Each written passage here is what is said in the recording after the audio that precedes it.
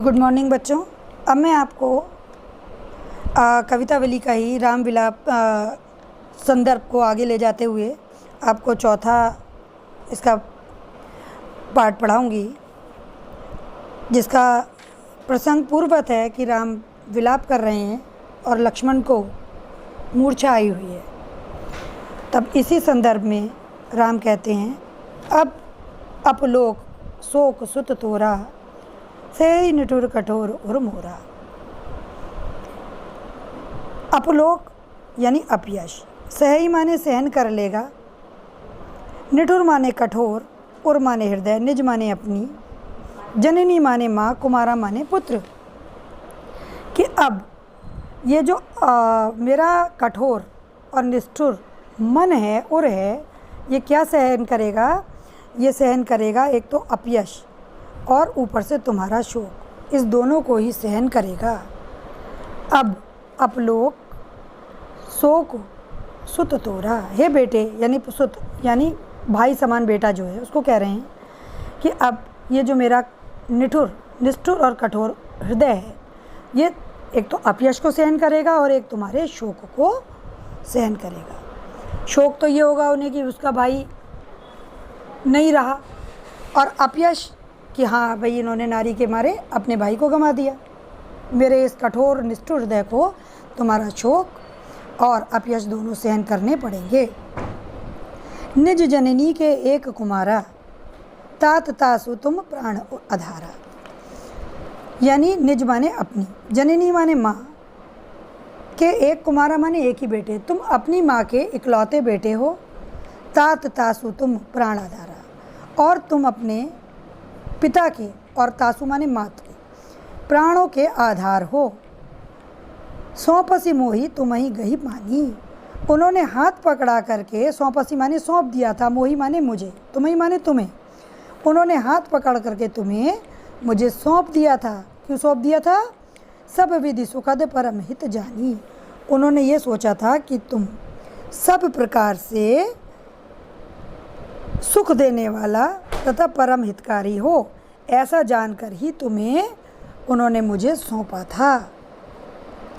उतरु कहा देऊ तो ही जाई, उतरु माने आंसर, उत्तर, कहा माने क्या, देऊ माने दूंगा, तेई माने उन्हें, जाई माने जाकर, मैं जाकर उन्हें क्या उत्तर दूंगा। उठी कि न मोही सिखावो भाई, हे भाई तुम क्यों नहीं उठ करके मुझे इस बात को बता देते। अपने भाई से दुखी होकर कह रहे हैं तुम उठकर मुझे बताओ कि मैं उन्हें जाके क्या उत्तर दूंगा। बहुविधि सोचत, यानी कई प्रकार से वो सोचते हैं। सोच विमोचन, सोच विमोचन माने ईश्वर के लिए आया, राम के लिए। जो विमोचन का अर्थ होता है दूर करने वाले, जो दूसरों की सोचों को हटाने वाले हैं, जो दूसरों की सोचों को दूर करने वाले हैं, ऐसे भगवान राम कई प्रकार से सोच रहे हैं। स्रवत, स्रवत माने चूने लगता है, टपकने लगता है। सलिल माने पानी। राजीव दल लोचन, उनके कमल जैसे आँखों से, लोचन माने आँख, उनके कमल जैसे नेत्रों से पानी यानी अश्रु चूने लगते हैं। उमा एक अखंड रघुराई, और शिव अपनी पार्वती से, उमा से राम की गाथा गाते हुए कहते हैं कि अखंड कहते हैं जिसके कोई खंड नहीं हो सकते, यानी पूरे जो राम हैं ये तो अद्वितीय और अखंड हैं, इकसार हैं।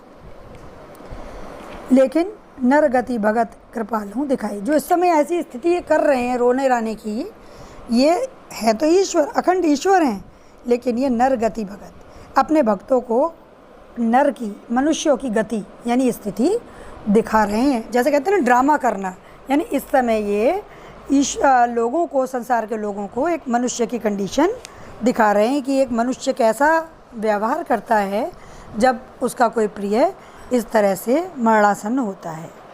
इसके बाद एक सोठा है, प्रभु प्रलाप सुनि कान, बिकल भये वानर निकर, आई गए हनुमान जिमि करुणा महावीर रस। प्रलाप रोने को कहते हैं। प्रभु माने राम के प्रलाप को सुनकर, ठीक है, जब भगवान ने रोना शुरू किया तो इनके विलाप को सुनकर वानरों के समूह व्याकुल हो गए। ठीक, विकल माने परेशान, जो उनका प्रलाप था, रोना चीखना था, उसको सुन करके जो कान थे किसके, बानरों के, निकर माने समूह, बानरों के समूह के कान जो हैं वो बहुत ही अधिक दुखित हो गए, विकल हो गए। इतने में अचानक क्या होता है, आई गया वो हनुमान, अचानक से जड़ी बूटी लेकर हनुमान जी आ जाते हैं। तो उस समय कैसा लगता है, जिमी करुणा महावीर रस, जैसे करुण रस के मध्य में वीर रस प्रकट हो गया हो, अर्थात माहौल कैसा चल रहा था, करुणता का, और उसमें अचानक हनुमान जी अपना जड़ी बूटी का पर्वत लिए हुए प्रकट हो जाते हैं। तो ऐसा लगा मानो करुण रस के मध्य वीर रस उत्पन्न हो गया हो।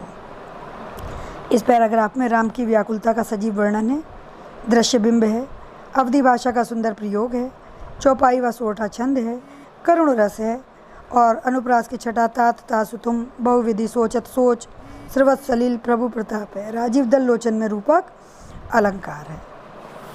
अब इसके आगे हम चलते हैं, क्या हुआ देखो, 5वें खंड में हर्ष माने खुश होकर, भेंटऊ माने गले लगाकर प्रेम किया, अति माने बहुत अधिक, कृतज्ञ माने आभार, सुजाना माने अच्छा ज्ञानी समझदार, वैद माने वैद्य, कीन माने किया, भ्राता माने भाई, हर्ष माने खुश हुए, सकल माने समस्त, भ्राता माने समूह झुंड, पुनि माने दोबारा, ताई माने उसको, लाई लावा माने लेकर आए थे।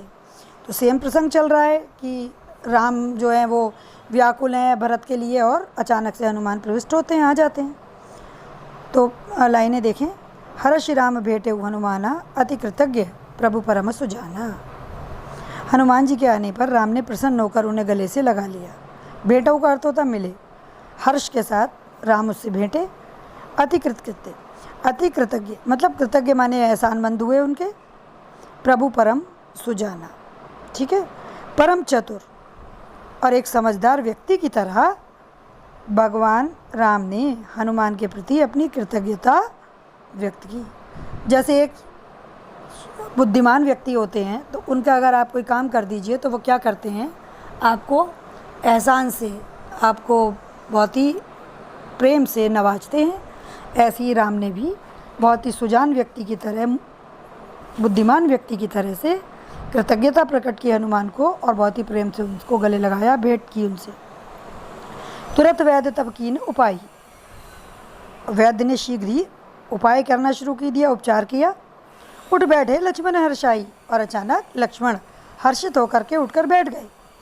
हृदय लाई प्रभु भेटे ही भ्राता, और प्रभु ने, राम ने उनको अपने हृदय से लगाकर उनसे भेंट की।